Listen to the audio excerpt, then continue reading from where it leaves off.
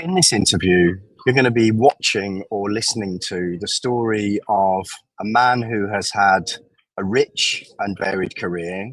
You're going to be hearing how the influence his father had on at least the early chapters of his career, from being in such an entrepreneurial background, and how that steered him towards a degree in psychology, and then working to sell advertising for global publications and engaging heads of state, prime ministers, and presidents in order to facilitate the deals that he was trying to do for the types of publications like the Telegraph and the Washington Post. And then how that career took him into being the head of MTV in places like China and Southeast Asia, then onto the BBC and Sky and Turner before becoming the chief executive of Blackbird PLC. Ian McDonough is somebody that tells an insightful and rich story about the texture of his career and his intimacy with who he is and how he's followed a North Star around something that's at the nucleus of who he is, which is curiosity. You will also hear how Ian keeps his values as a leader, as the chief executive of Blackbird, very close to his heart, and how it forms his compass in being the leader of Blackbird, as he has been for over 5 years. And what really arrested me in this podcast was hearing how Ian gets excited and listening to his tone of voice when he talks about Elevate.io, their latest proposition about production and editing in the cloud for the creator economy. And listen to the part when he's talking about Elevate.io, where you hear how excited he is, not only about bringing it to market, which they are now, but actually how much runway Ian still feels that there is in what he wants to do with that product and the future of what that can become for the addressable market that it's being created for. I hope that you enjoy listening to this podcast as much as I thoroughly and sincerely enjoyed filming it and interviewing Ian. And I hope that the takeaways you get from that at a business level and at a leadership level about how Ian formulates his approach to his day-to-day work as the chief executive of Blackbird are as inspirational as I found them. Ladies and gentlemen, welcome to another episode of the OTTRED Spotlight podcast. In the course of every one of my working days, and quite often in the evenings, mornings and weekends, I get the opportunity to speak to leaders in a space that excites me at a personal level as well as a professional level. The broadcast and OTT space is something that's changing all the time, and rapidly so now in so many ways. There are new organizations, new entities and new propositions coming onto the market that are forcing the frontiers of what we've recognized as the industry forward and left and right all of the time. An organization that I've been watching for a number of years is an organization called Blackbird. And in this episode of the OTTRED Spotlight podcast, the CEO of that organization is going to talk to us about his career, his journey, his vision for the company and what Blackbird is all about. And we're also going to touch on the exciting new proposition from Blackbird called Elevate. Ian McDonough, welcome to the OTTRED Spotlight podcast. Thanks, Chris. Delighted to talk to you again and delighted to be on your podcast. Thanks so much.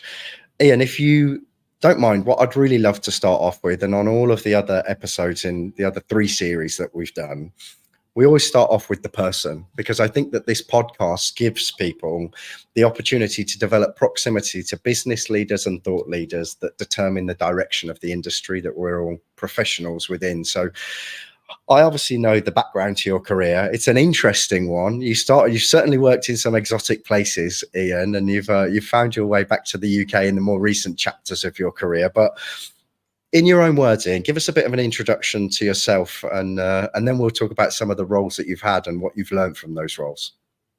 Okay, Chris. Well, I think if there's one thing I'll start with, and it probably reflected from my CV, is I'm incessantly, insanely curious about things. And I think that does drive the variety that you've seen through my career. I was lucky enough to be born into a family of entrepreneurs. Certainly my dad had a very varied portfolio of businesses, everything from road surfacing to house building to civil engineering, had interest in pubs. He has an interest in a hotel. And so my teenage years really were working in his businesses and in small businesses that he had in and around Liverpool, where I was born and raised in the area. And really, trying everything. I was trying everything from glass collecting at 14 to he would have me on the tarmac gangs at 15, 16. And then I was working in his civil engineering as a QS, quantity surveyor, early kind of late teens, early 20s through my university career. So yeah, huge variety of stuff. And I was really kind of always hungry to learn and experience more really in that front. I went and studied psychology, again, curiosity thing, at Exeter, which was, I drew on the map, other than St Andrews, about as far away from Liverpool as you could get, because again, I was quite curious about seeing other parts of the world. I thought Exeter was about as far as you could go, which was good, and I loved that. It was a very, very different scenario to the one I've been brought up in. Much more middle to upper class than I'd been used to. So it was great. I went and worked again for my dad after uni, and again, I was in the quantity surveying team there with his business in St Helens. At one point, I took a view, much to his despair, I have to say, that I was too curious to be in the northwest of England for too long, and I wanted to go and see other parts of the world. We had a difficult conversation. I went off to Imperial College to do an MBA, and during that period, we decided that it was probably best that I left the business. And he was disappointed, but I went off and did something completely different. I joined a press agency out of Madrid. And they sent me all around the world to effectively be a commercial journalist for major media titles. So examples like The Observer, The Sunday Telegraph, US News and World Report, Parry Match, The Sunday Times. So I was put into different territories with a small team to meet the presidents and prime ministers of these countries. They would in turn introduce us to the captains of industry and their ministers, and we would talk to them, create a report for those countries, and sell advertising alongside it. So it kind of tickled my curiosity about how you deal with presidents and prime ministers, how you deal with captains of industry, and how you sell media titles and media space. So that's pretty amazing, Ian. We haven't even got into the other roles you had at Viacom, Sky, BBC, Turner yet. But if you think of just that short introductory chapter of your career, the things that you'd done with a highly entrepreneurial father, psychology at university, and then you're in front of heads of state. How did that feel at the time? Did you ever have moments where you looked back and thought, how the hell am I here?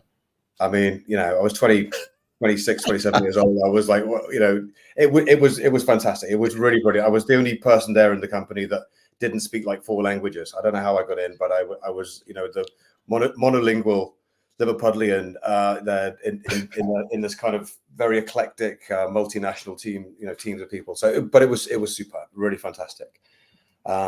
And yeah, no, you do kind of pinch yourself. But what it teaches you is that you're able to kind of level with anybody, right? So once you're in a room with a top politician or a media, city heavyweight or a captain of industry, it's pretty easy to kind of get on with them. We're all humans, right? Yeah, and again, not to overplay the card, but the curiosity part of it really helped me with that.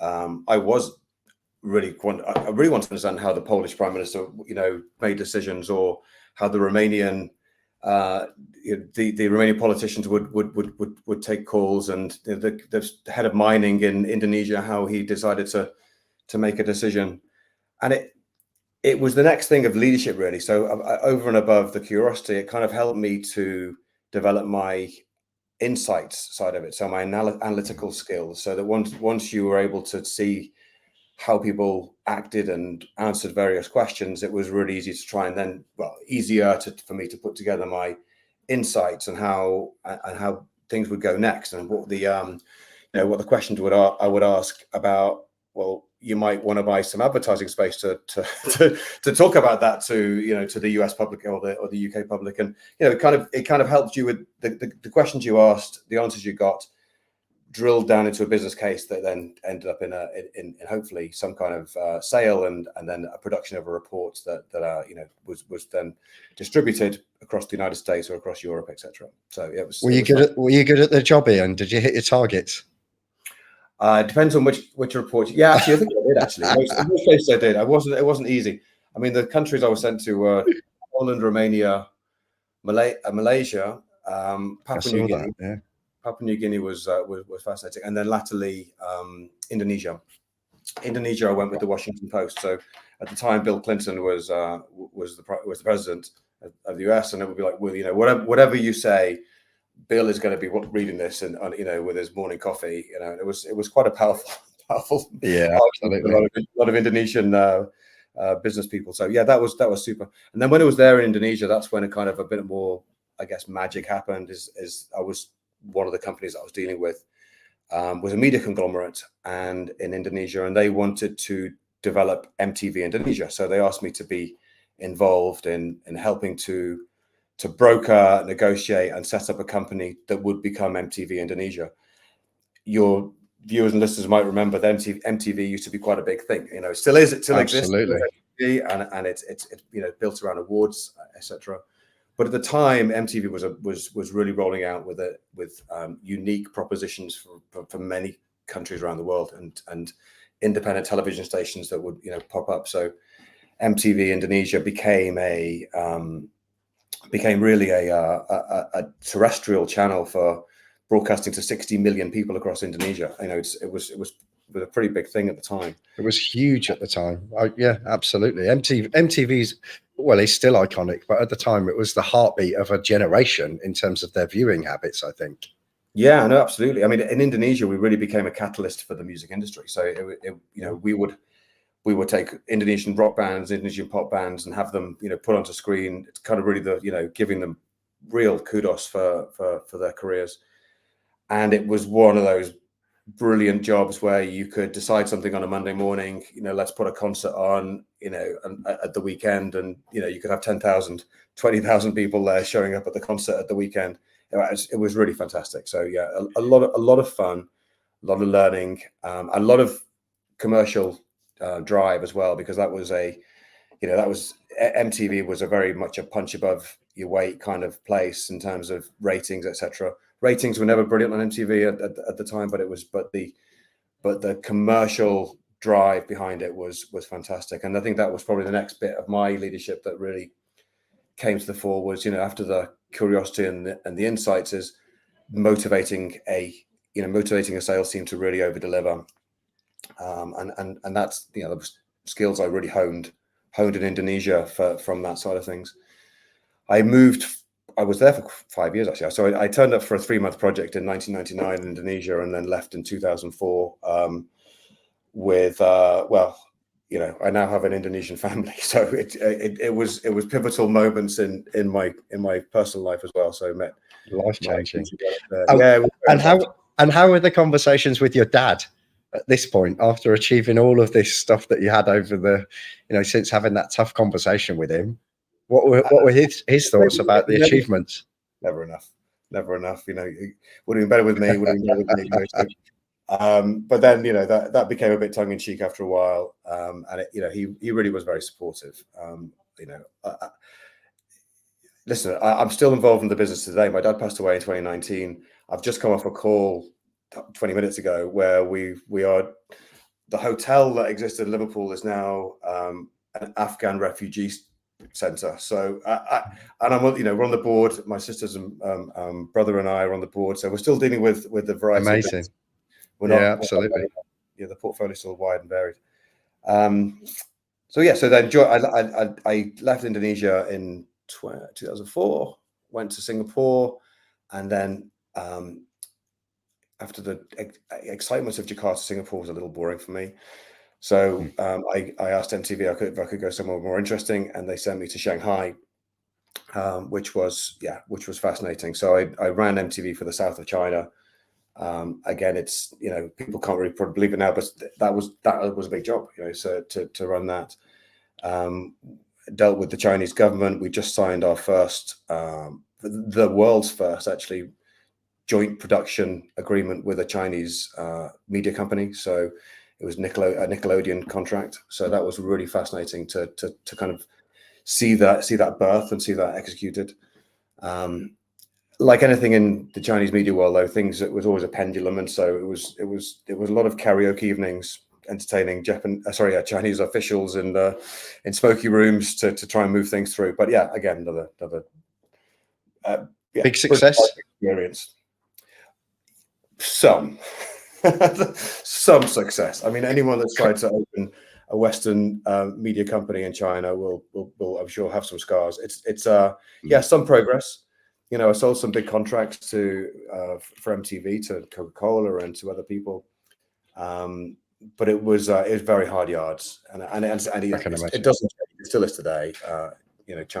Western brands in China is certainly media brands.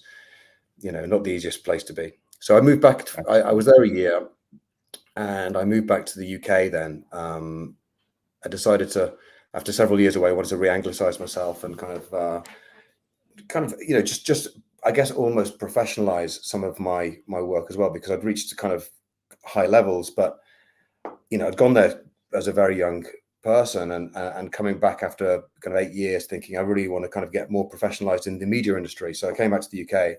I worked with the Sky and A&E joint venture in Osterley. That was, for me, that was amazing.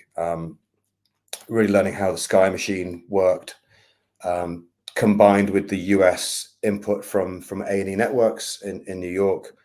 And we basically took the History Channel, that was purely a UK channel at the time. We signed a deal with A&E that we could take it all over Europe.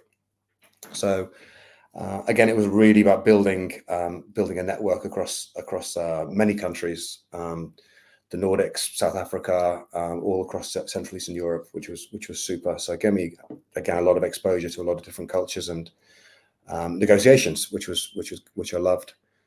This is an interesting point in your career for me, Ian, because you've gone and exposed yourself to a lot of different cultural, language, geographic things, doing a range of different commercially orientated things, kind of worked your way up, come back to the UK, and then on your own LinkedIn profile, it describes this role as you being put into it, going in as a change agent. I think it says that the organization had been kind of stable for 12 years and was ready to kick on effectively. Maybe not exactly those words, but that's what I interpreted from reading what was online about this point in your career. I guess that all of the experience that you'd had up until that point, going global with something that had been UK, was perfect to be a change agent. And a psychology degree. Going out and actually changing minds is the art of sales, right? What's your reflections on that point and learning how to be a change agent for a pretty big corporate name? Yeah, I think that's exactly right. I mean, it coming back into the UK after being in China, in Indonesia, and then doing the role beforehand, whereas in several different countries, being literally an entrepreneur from, just drop there and then, make something happen. It was about being a rainmaker, being a change maker. It's like, what we need to shake up the culture. Everyone in the company was extremely bright. A lot of Oxbridge people there, very well experienced in the TV industry, but quite institutionalized, and they knew their jobs really well. But when you wanted to say, well, let's launch this channel in Johannesburg, or let's launch this channel in Stockholm, there was a bit of a like, oh, well, I don't know how it works. So it was really about, encouraging people, motivating people, as I said before, bring the team along with you. Determination. I mean, that's the other thing about how, my leadership style is making sure that we, ask the right questions, get the right insights, motivate the team, and then just follow it through, make sure we follow it through. So that's a really key part of it to me. So yeah, it wasn't difficult, by the way. It was quite easy. I mean, everyone wanted to be part of the exciting journey of going from being a one channel company to being I think it was 30 networks we had in the end, 30 channels we had across the region in the end. It was a really big step up. So yeah, it was super. You just mentioned a few characteristics that I want to come to in a minute, because I want to get into your leadership style and, particularly in the context of what you're doing now. But subsequent to Sky, you were also at BBC and Turner before Blackbird in more big brands. Yeah, I mean, how was that? The BBC was always one of those kind of childhood kind of dream things. As a kid watching it, watching Blue Peter and all the shows, I was like, wouldn't it be amazing to work in television and work for the BBC? So they approached me. A good friend of mine actually, who was previously working at MTV, approached me and said, would like to come work with him. And I said, right, it'd be a dream. I'd love to. So I went across, and again, it was a change agent situation. The BBC is an extremely well-oiled machine. BBC Worldwide now it's called BBC Studios. Well-oiled machine at selling TV shows, selling TV programs to different entities around the world, different television networks around the world, and they wanted to move to a more brand-focused, channel-focused approach. So it was really about changing culture again, bringing people along with you, showing how it's done, and then seeing it through. That was really what was needed. The view was that there's a lot more money to be made for the BBC and taking the brand overseas and building franchises around it than just selling individual shows. I have to say there was quite a lot of hearts and minds to be won around certain franchises like Top Gear or Dancing with the Stars, because these have fandoms, global fandoms. Jeremy Clarkson at the time, obviously, it was the host, and global fandoms, and upset that if you say, no, I think we can actually make more money from this if we take it off terrestrial TV, put it onto our small cable channel, and it ruffled a few feathers. So again, it's really about demonstrating the long-term benefits of what we were doing. So yeah, it tested all my kind of theories of leadership and management, particularly leadership, on a bigger stage. And commercial leadership as well. I mean, Top Gear must be one of the biggest franchises ever for the BBC. Yeah, I think it's the biggest franchise ever for sure. And it was a dream to work alongside the teams there. They did amazing stuff with things like Top Gear Live, where I was lucky enough to be part of that. It was in my region, so we had Top Gear Live in Poland, we had it in Ukraine, we had Top Gear Live in Johannesburg, and we'd go along and take these three kind of middle-aged guys from a BBC Two car show and fill stadiums in Eastern Europe. The show we did in Poland had a bigger live audience for Top Gear Live than Beyonce, Madonna, and Paul McCartney, and the 2012 European Championship. So it was bonkers, taking this thing around. It was amazing. I love that. Yeah. And then Turner. And then lastly, Turner, yeah. So Turner approached me 2014, I think it was. Yeah, do you want to come and run Cartoon Network? So work again for a big US company. I'd been 5 years at the BBC, and I really fancied doing something a little bit different. What all these roles gave me was the opportunity to do a very high variety of different tasks. So I was BBC. I went from being selling the channels to running a region and all businesses within that region. So licensing and merchandising, TV sales, channel sales, format sales, pretty much everything. And then the same at Turner. So it was that, but plus ad sales as well. So there's an extra string to our bow there. Interesting. That was superb. Yeah. So that I kind of felt after the Turner experience that I'd been to, that many different media companies, perhaps it would be good for me to think about broadening my perspectives on life, and technology was something that was on the rise very quickly. Selling channels, TV channels, and people probably can't even think about how often they watch channels now, but it certainly wasn't in growth mode. And so I was looking for something that I could kind of back myself in a smaller venture around technology, and a company called Forbidden Technologies, approached me. We had a couple of flirtations where we, first of all decided that this was a terrible fit. And then after a couple of other meetings, I thought, actually, this could be a good fit. This could be a really good fit. We've got complementary skills, Forbidden and Ian McDonough. So I came in here as CEO 2017 to drive a strategy around selling our software, our editing platform. I mean, first of all, I'll pause briefly. Maybe you've got another question, and I'll pause briefly before I get into the Blackbird story. Yeah, absolutely. Well, this is where, this is the turning point in a way, because I feel as though, I've been watching, without meaning to sound stalkerish, I've been watching the stuff that you've done over the last few years. And obviously the Blackbird chapter of your career started a few years before that. And now, having just listened to what you said about your younger years, the influence of your dad, the entrepreneurial, it almost feels like your whole career and even further back into your history, your life, started to come together in terms of you being able to fulfill all of the potential of who you are as a person, personally, professionally, with what it sounds like something that you almost turned down at first when you initially got approached about this. And Blackbird's gone on to do some pretty amazing things. I think as a smaller organization, it came to my attention because I was representing some of the larger organizations on the same competitive horizon. And I remember the first time I looked at the Blackbird website and thought, this company's pretty awesome, very boutiquey, very slick, very distinct and crisp about, the way that they come across. How was it? How was it from the start of Blackbird? What was the vision?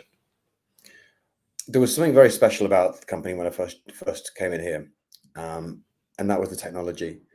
I saw what Stephen Streeter, the founder, had done, what he'd built, who we'd worked for in the past in terms of Olympics back in 2012, etc. There's a lot of interesting stuff that happened, and I was like, okay, from my experience in the media industry, this is where it's going. This is where it's definitely going. It's going to remote production, and it's going to cloud-based platforms. Yeah. So I took the technology. The first thing I did, I got on a plane and went to the West Coast. I saw Google, Apple, Microsoft, had meetings with them. I said, this is what I've got. Showed them what we had. There was one memorable meeting at Google where I showed them the editing interface and what we were doing. And I said at the beginning of the meeting, now remember, this is all remote. This is all happening somewhere else. He said, okay, fine. And I showed him how it worked. Oh, that's really quick. That's really slick. It's really impressive. He said, now can you show it me remotely? I was like, that was remote. That was the whole thing. So they said, we haven't seen this stuff before. This is crazy technology, cutting edge. So at that point, the company was valued at about £8 million. And I said to my dad, listen, I'm finally going to do something properly entrepreneurial. Would you back me? So we led a fundraising in 2018, the first fundraising when I was here. We rebranded the company. We restaffed the company to become a much more a B2B professional SaaS company, and we refinanced it. So it was and the whole strategy was completely different from how it was before. Previously, they were selling £100 licenses to editors in Soho, one at a time. And then we started to get big brands, big companies using it day in, day out. We've become quite a specialist in the news and sports area because we're the fastest video editor in the world, without doubt. So we're used by the world's largest financial news company, can't say the name of it. We're used by every major sporting event last year pretty much used us. So the Ryder Cup, Rugby World Cup, the 2 FIFA World Cups, women's and men's, every tennis Grand Slam we were used on last year. We'll be used on the big summer games coming up this year. Again, I can't say the name of it, but I think we all know what it is. So we are very well respected. We've multi-award winning, and people really do recognize the stability, the speed, and the ease of use of Blackbird in that kind of sports, and particularly the sports and news niche, which is where we've got a it's really interesting. I attended an event last this time last year, actually hosted by an organization I'm sure you all know called Broadcast Solutions. They have a thing called the Broadcast Innovation Day, and I hosted a panel there about cloud-based technologies and virtualization for sports productions. And the guys on the panel were really compelling, in the stuff that they were talking about. But actually, the way that virtualized production environments are changing the way that OB fans used to determine everything when it came to transmission from a sporting event. Now everything can happen in the cloud from different parts of the world in commentary, and then AI changes things again. It's a totally revolutionized part of the broadcast industry, isn't it? And it sounds like Blackbird is one of the tip of the spears. It's getting there. It's getting there. It's there's still a remarkable amount of clunkiness, for want of a better word, around it, and that's where I hope to really drive more change, and I guess that's the formation, the germination of where Elevate.io is, which is the new platform from Blackbird, is originated from, where the vision has come from. What we found is that although it is possible to have cloud production and modularization, as you call it, and it's still a lot of high res moving around, or if it's not high res moving around, it has to be people looking over your shoulder while you're working. There's not an awful lot of collaboration. There's not a lot of extensible marketplace platforms, and web-based tools in the industry, they're still fairly rudimentary. So the other thing that was in my mind in 2021, actually, it was coming out to the sort of the back of COVID, is we'd had a massive sales spike in terms of Blackbird. Comparatively, everyone had come to us because we were, at the beginning of COVID, the only video editor that could really work remotely. Lots of people then advertised that they could work remotely, and they found some solutions by hook or by crook. Some solutions were found in the professional space. What I realized kind of early to mid 2021 was, to really scale Blackbird as a company, we needed to be in a bigger market. We needed to be in a bigger, faster growing market where we could service, with our unique technology, needs that were wanted by a bigger market. So we've conceived to build Elevate.io for the creator economy. The creator economy, just to give your listeners some perspective, it's currently valued at around $250 billion. These are Goldman Sachs numbers. By 2027, it will be forecast to be a kind of $500 billion market. The tools and services side of that market are currently around 20 billion, but in 10 years' time, it's going to be something like 180 billion. So the way what is it, Ian? What are we talking about when you and I are discussing the creator economy? Are we talking about YouTubers? Are we talking about TikTok? Is it that market that you are now seeing as an addressable market? That creator space exists, not for us, but the creator space exists everything from TikTok right up to pretty much professional media.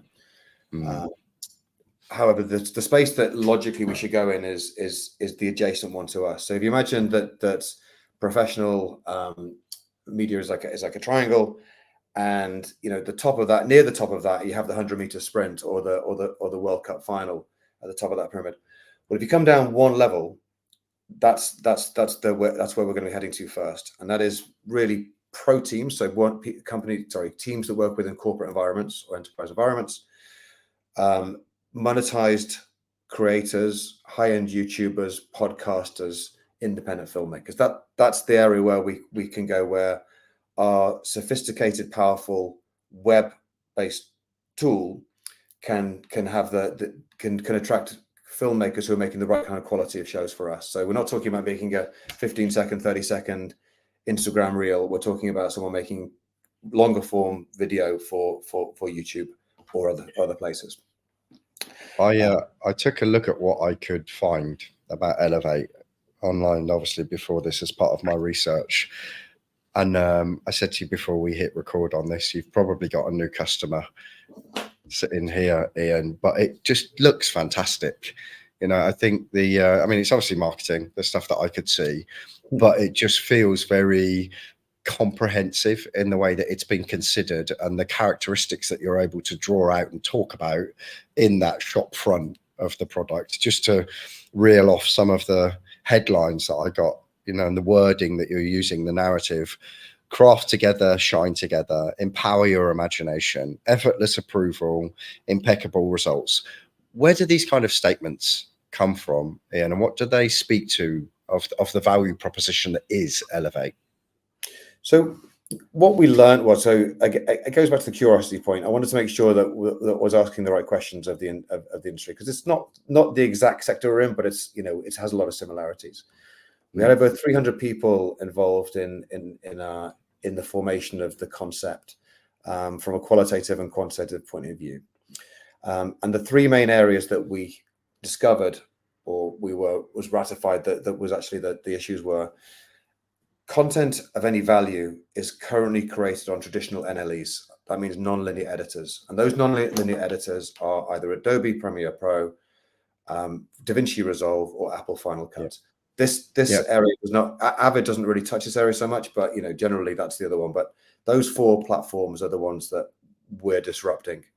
There are many platforms, often free ones, right at the lowest levels, that can be used to make certain other types of video.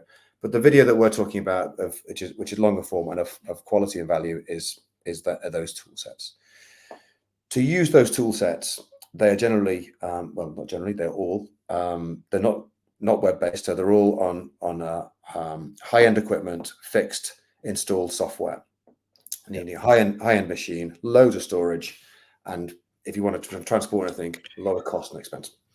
Yeah. They also are virtually impossible to collaborate on. So if you want to have simultaneous collaboration, if you and I, Chris, wanted to make a video together right now, I'd have to be sending you back and forth my version, and you'd have to look at it and then send it back and make comments. We have that, Ian, with Studio Red. Now that we've stood Studio Red up as a business, we've got a team in London, team here in Dubai, and exactly what you've just described is exactly what we do.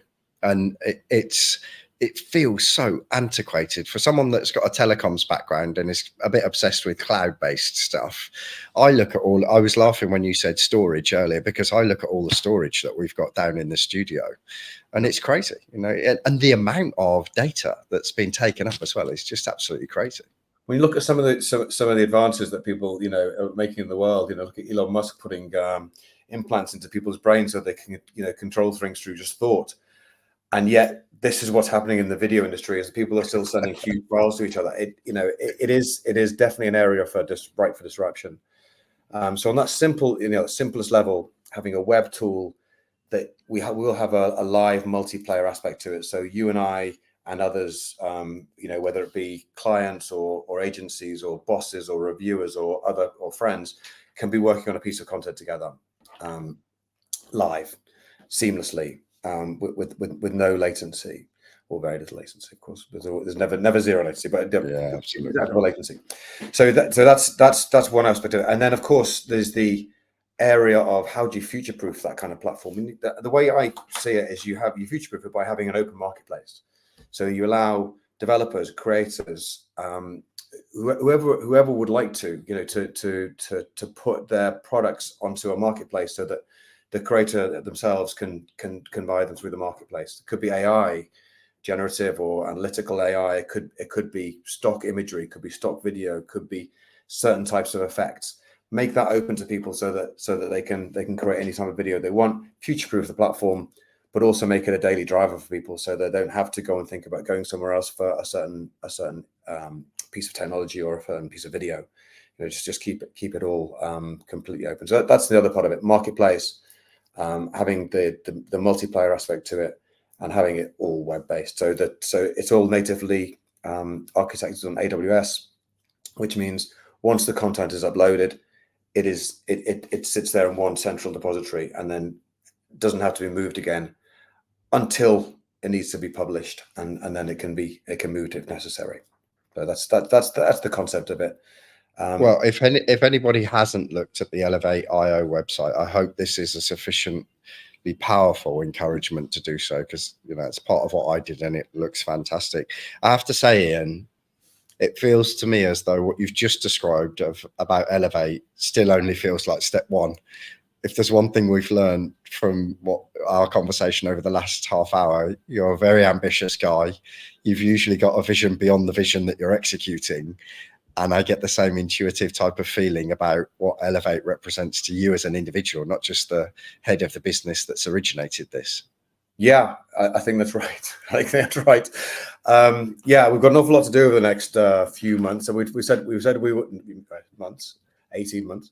We said we would launch at the end of this quarter, and we will. We'll be in general access at the end of this quarter to people, for people to experiment with. However, it's going to be the first iteration. We need to make sure that the team know what over the next 18 months. Pretty much, they've got a whole bucket of things that they're going to be adding to the platform that we know of, and of course, we will learn more once it's out in the wild.